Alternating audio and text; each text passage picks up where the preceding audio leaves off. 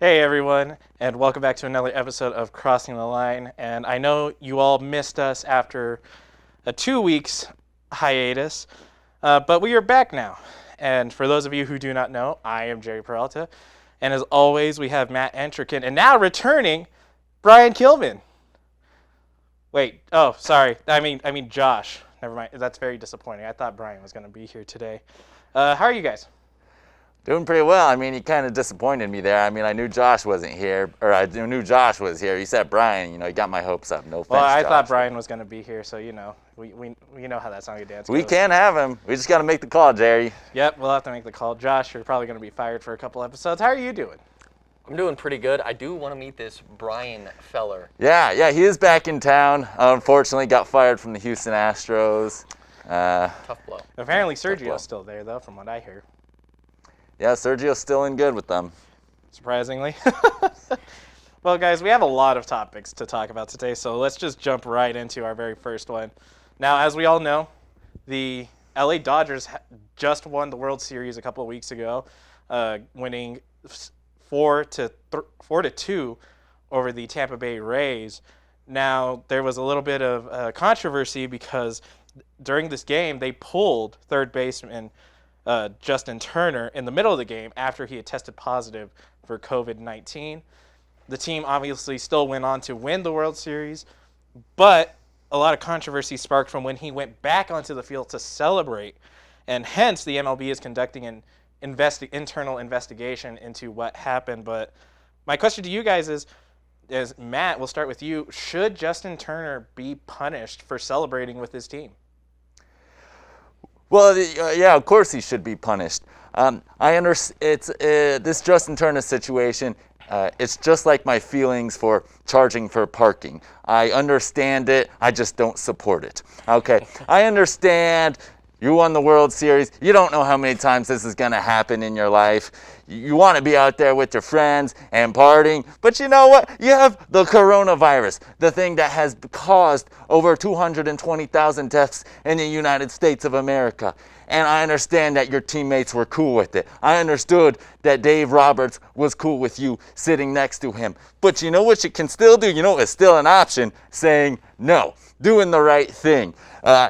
You still have some self-discipline. Do you think that at the end of Titanic, when Jack and Rose were floating on that piece of wood, that even if there was room, that if Rose asked Jack to get on the board, he would have done it? I don't think so. Have some self-discipline. I agree with you 100% here. I don't understand how Justin Turner and the Los Angeles Dodgers can be so irresponsible to pull him off the field in the 8th inning because that positive test, and then you win the World Series and you just say, you don't got COVID, Justin. You go right on out there, celebrate with your teammates, your coaches, who is probably in the age range of a little high risk.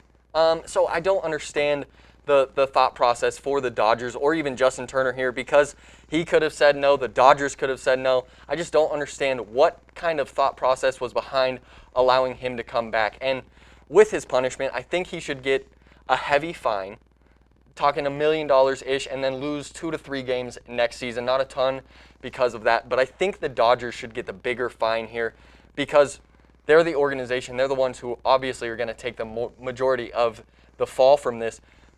But you knew he had COVID. You pulled him out in the 8th inning, and you let him then go back out there. I don't understand how an organization can be so irresponsible and then do it knowing that they are most likely going to face some pretty heavy consequences. It just doesn't make sense to me. Well, yeah, I agree with you. Dodgers should reach some punishment too, because they were also defending Justin Turner in what he did. I understand the justification and all, but also since the Dodgers were one of the teams, and especially Justin Turner were one of the people pioneering the whole let's get more serious protocols when we started having some outbreaks with the Marlins. And so, I mean, it's very hypocritical of you. You have to do what's right. One of the true shows of character is doing the right thing, especially when it's hard. Exactly, and after winning the World Series, yes, you want to go out there, celebrate with your teammates, your coaches, but it's hard. You can't be there. And for this to happen, for the Dodgers to be the ones calling for heavier protocols and then just kind of say screw it and just do whatever you want. It doesn't make sense. And I mean, I guess them LA boys are just built different, or they're just incredibly ignorant.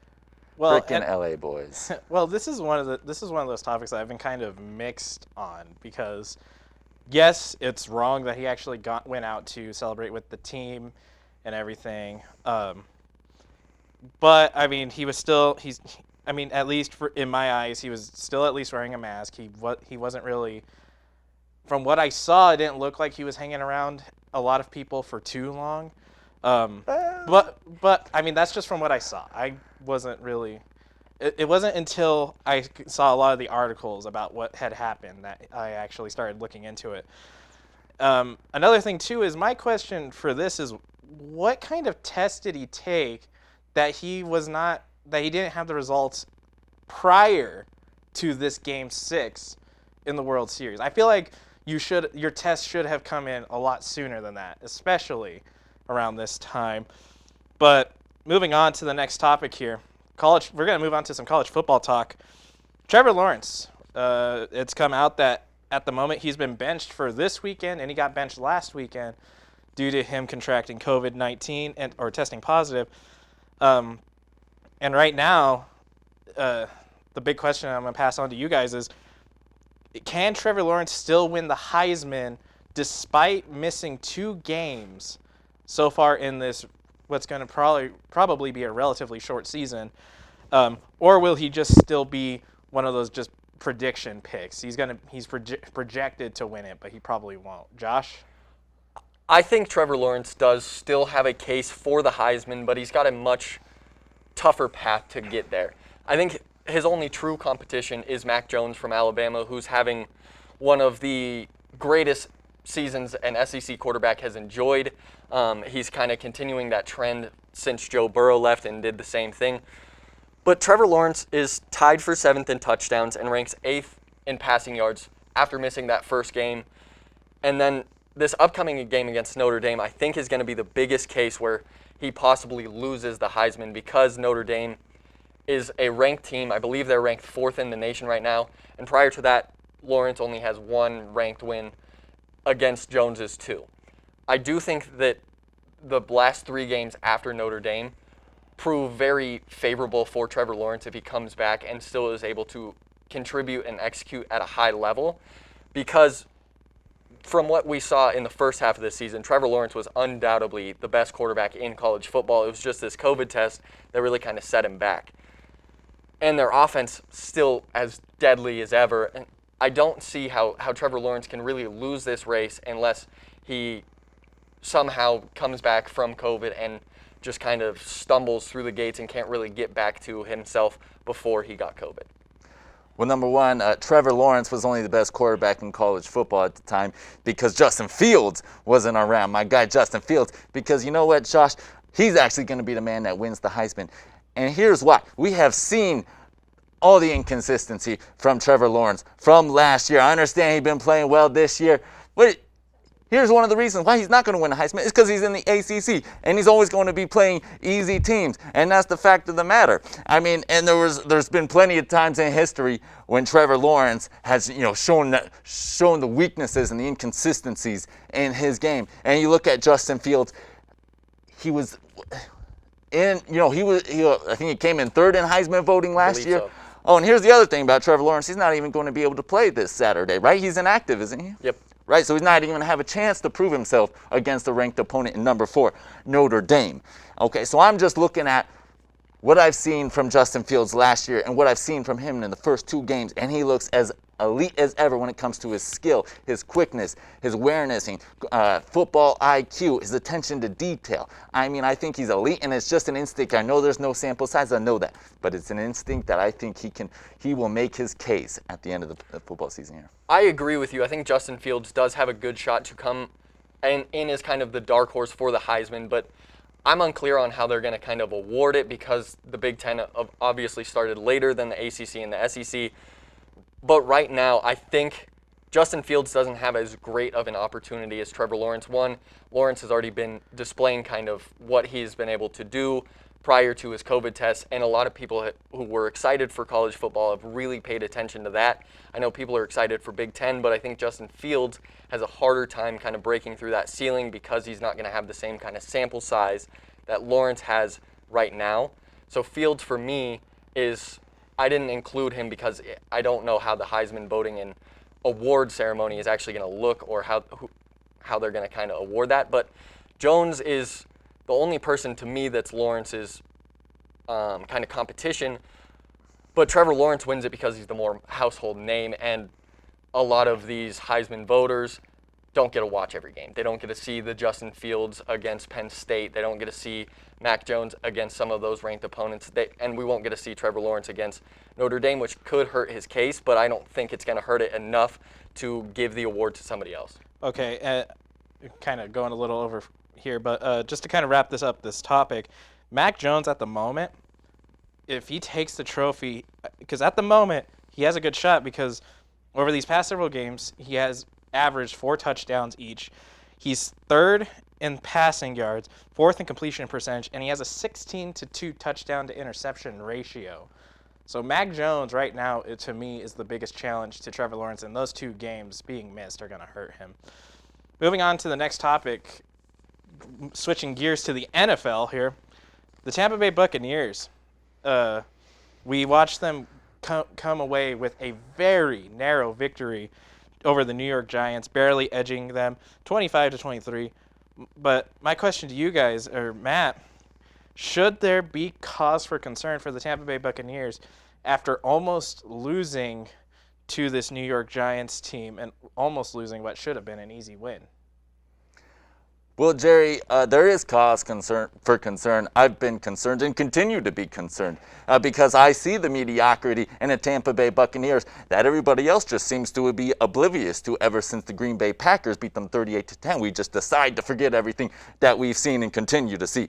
We saw them lose to Chicago 20-19. We saw them barely win a game that they easily could have lost against the LA Chargers. And now we see them barely edge out a win against the New York Giants, a game where they were one flag away from going to overtime against the New York Giants.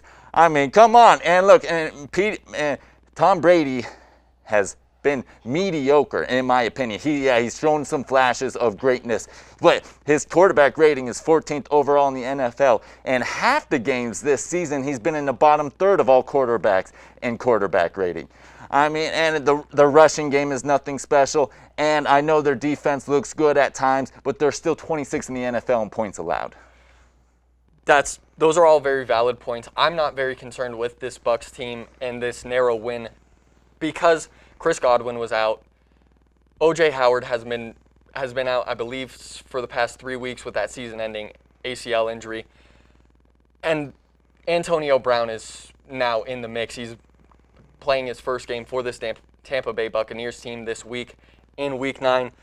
Yes, I agree that Giants should be cause for concern, but the way that the Giants defense has kind of held some teams in check this year leads me to believe that this isn't such a one-time occurrence for either this Giants defense or this Bucs offense. I think that this is going to be kind of something that they have to get over, but the Giants have held the Bears and the Rams to both 17 points and Pittsburgh to 26. So Pittsburgh scored just one more point than the Bucs, and they're a perfect 7-0. So that's why I'm not very concerned, is because the Bucs they still have some new pieces working themselves in with Leonard Fournette, who's kind of getting back into the rotation after a hamstring injury. Ronald Jones has looked really good, but his role is going to be a little uncertain with Fournette. But this offense has so many weapons now with Mike Evans, and once Chris Godwin gets back and adding Antonio Brown into the mix, that receiving core, without even thinking of Rob Gronkowski, is one of the best in the league. It rivals the Chiefs, not with that same kind of speed, but with the same kind of talent. And then you get to the backfield with Jones, who put up 3 consecutive 100-yard games this year, and Fournette, who has looked really good, and especially in the passing game. This Bucs offense doesn't worry me at all, and their defense is still a top 3 defense in the league. I believe that's what they were ranked this week coming into the show. I'm not too worried about this team. Yes, it's the Giants, but it's Tom Brady and Bruce Arians. I'm sure they'll get it figured out. Which it seems like a lot of the Buccaneers' success is predicated on them staying healthy, which we know is nothing close to a guarantee this year. Yeah, but that's football. All of your success is dependent on you staying healthy. Look at the 49ers. They were a Super Bowl team, and now their team is not healthy, and they're not doing very well. That's not a legitimate argument. You can't just say that all your success depends on you being Not healthy. all of it, but a major priority. Well, you're attributing that to the receiver. Really, you only need the quarterback to stay healthy. That's not true at all. If you take the Chiefs receivers out and Patrick Mahomes, do you think they win the Super Bowl? If they take the Chiefs receivers out? Yeah, take Tyreek Hill. They're fine. Mecole Hardman. Patrick Mahomes can make anybody who comes onto his team great. Yes, but you take two wide receivers who are 4.2 speed basically out. They don't win the Super Bowl. Speed means nothing in the NFL. Tyreek Hill made Everybody literally knows his career is based everybody off knows his speed. quarterbacks can make any receiver better than what they are. We've seen it time and time again. A receiver leaves a team with a great quarterback, and all of a sudden they're obsolete. That's all I'm saying, Josh. All I'm saying. I mean, yes. Looking at this, you both have some good points. I'm just going to throw this out here before we go to the next one. I personally don't think there's any cause for concern. Just, yes, it should have been a blowout. It should have been an easy win for Tampa Bay. But the problem is right now in the NFL, anybody can beat anybody. We saw it with the Dolphins beating the Rams pretty handedly. Anybody can beat anybody on any given day, and especially with as well as the Giants' defense is, regardless of their record, they still have put up good chances for success. Moving on to the next topic, staying in the NFC, or NFL, but staying into one particular division, the NFC least, guys. It's just trash. It's just watching their games is painful. It hurts.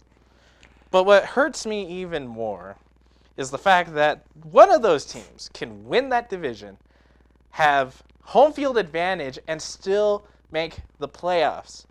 The Eagles could almost make the playoffs with a losing record and still have home field advantage. I mean, should the NFL change the way their playoffs work? Josh, and before you start, I'm a huge yes that the playoffs need to change. I think that the NFL kind of needs to reevaluate their playoff schedule, but I don't think it should be because of one division. Because this has been a very weird year for the NFC least. Dak Prescott got injured, which obviously hurts the Cowboys' success as their passing game just has not been the same since. And then the Eagles have also been very banged up offensively. Those are their top two teams who are usually pushing 8-8 or 10-6, but those are respectable records, not necessarily what you want from a divisional winner, but it's not something that really hurts the playoffs because most of the time we're not looking at them to be Super Bowl contenders anyway.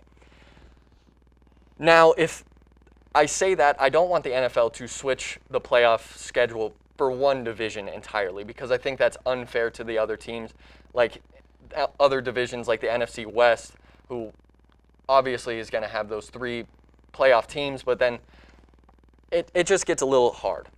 So what I want to see from the NFL, just get rid of divisions and conferences altogether and either make it a free-for-all or do kind of what the NHL did and make it like 4 bigger divisions, so 4 divisions of 8 teams, and then just whatever 14 teams have the best record, that's who goes.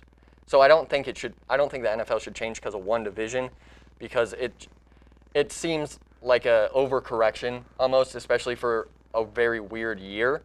But if they did, I want to see just a complete shakeup. Well, they're not changing. There's not calls to change the rules because of one division. It's not like this is the only year people have gotten upset about this happening. This has just been the most egregious year. 17 times since 1987, there has been teams with 10 wins or more to have not made the playoffs. And at the end of the day, the best team should play. The best team should make it to the playoffs. Okay? And a lot of people that just like to say that it may not be fair, but life isn't fair. Well, if you have the power to make something fair, you should do it. You know? And it's the same thing. It's the same reason why everybody thinks, why we had that new motion on the ballot to switch the United States to a popular vote to elect a president. We want things to be more fair, and so we should take actions to be more. If it can be fair, it should be more fair. I mean, I guess. I just don't think it makes any sense because you have those teams making or missing the playoffs at 10-6, but at the same point, they had opportunities to, say, win games, or it's just the fact that that division is stacked that year. It's not always going to be that way. This year, we're probably going to look at 3 10-6 teams or 3 10-6 or better teams from the NFC West. That's just kind of the way the NFL goes sometimes. So, yes, I will say life isn't fair. It's not always going to be fair, but I just don't think taking an entire division out, basically, because they just aren't performing the last couple of years, because statistically this division has been fairly good. Washington hasn't been good in a while, but there's always been good competition from the division, and they've always pushed some teams. It's just been in the recent 3 or 4 years where we've seen a little bit of a drop-off, so I don't think it warrants it. Well, but you know that there's going to be more. It wasn't too long ago that the NFC West was the worst division in football. You had the Seahawks and the Rams and the Cardinals all struggling. Yes, it's going to happen again. It's going to happen, and I'm not necessarily for changing the playoffs because of a division. How I think it would benefit from a change happening is you still have your divisional winners go to the playoffs, but I think you determine who gets home field advantage differently, based on it only focusing on the wild card game. So your number 1 and number 2 seeds will still get your home field advantage, but the 3 and 4 seeds, you determine who gets home field based on overall record. So, like, say for example, the Arizona Cardinals make the playoffs and they have a better record than, say, the Eagles. In the wild card game, you would give that home field advantage to Arizona rather than have Arizona travel to Philadelphia for them to have home field advantage. I think it would just be fair that way. So that way, at least the team with the overall record has a chance to play at home during the playoffs. And mind you, the NFC East is combined for 8 wins and 22 losses and 1 tie this season. Just gonna throw that one out there. Moving on to the last topic, time for a little fun here. Last time we had a crazy topic or a fun topic here, but now we have a crazy query. Guys, on TikTok, there was a meme going around that or just a joke that Jimmy Butler could potentially be MJ's son. Now, Matt, I'm going to give this to you. Is it crazy? Or is the joke just so funny it's true? Well, look, Jerry, the thing is, it sounds crazy, but it's not. Stay with me here, guys. Okay, so the theory is that in 1987, there was a report that Michael Jordan had an affair with a woman in Houston. And that same woman got pregnant and had a child. Michael Jordan was paying child support for this child for 13 years. At that point, he stopped paying child support, and so this woman could no longer support her child. Therefore, she had to kick him out of the house. Now, Jimmy Butler has been very open about his past, and he says that he, too, got kicked out of his house when he was 13 years old. Not only that, obviously there are some striking similarities between them. They look alike. They are both 6'7" in height. And going back to the original story, Jimmy Butler was born in Houston in 1987. 7 months prior, Michael Jordan and the Bulls played in Houston against the Rockets. Now, you can say this is crazy, but there can only be so many coincidences, Josh. There can only be so many. I'm chalking this one up to a crazy coincidence. I don't know. It could be true, but as of right now, I'm just going to, and I'm usually a conspiracy theorist. I love playing into these, but I just don't see that it is incredibly keeps adding likely. up, Josh. Just keeps adding up, man. I'm just going to say there's only so many times. I mean, how many times have we seen the Simpsons predict the future? I'm just going to throw that one out there. So there's a lot of coincidences that could happen that determines whether something's true or false here. I mean, I don't know really how much further we could go into this topic, but I think for now, we could just move on to our shout-outs. Because it's such a crazy topic. I don't know, like how much time we could realistically. It's totally legitimate. It is. Come on. It could be totally legitimate, but it could also totally be a lot of bull. But moving on to our shout-outs. Matt, who is your shout-out for this week? Well, my shout-out goes out to Chicago Cubs pitcher Jon Lester. In an act of gratitude and thanks to the fans of Chicago, Jon Lester bought random people beer for free. And in fact, it was $47,000 worth of beer, equating to 4,838 pours of his favorite brew, Miller Lite. Even more so, he tipped all servers 34%, which was also his number while he was a Chicago Cubs pitcher. I'm not crying. You're crying. Very good on the guy. Hopefully he gets to stay in Chicago. Josh, who's your shout-out for this week? I want to shout out Avery Williamson for getting traded out of the dumpster fire we all know and love, the New York Jets. He goes to bed 0-8 and wakes up a 7-0 man after he gets traded to the Pittsburgh Steelers. Not only did Avery Williamson give me back my hope that everything is going to end up fine, he now has a special place in my heart alongside Fitzmagic, and he will never leave. I mean, after that post he made on Instagram, like hitchhiking And in all of his Jets gear, oh, I was dying. That was hilarious. My shout out for this week goes to Cam Newton and the Patriots for not only losing a game based on a fumble, but for also having one of the worst starts in New England history ever since Bill Belichick became the head coach of the New England Patriots. That's going to do it for our show here on Crossing the Line.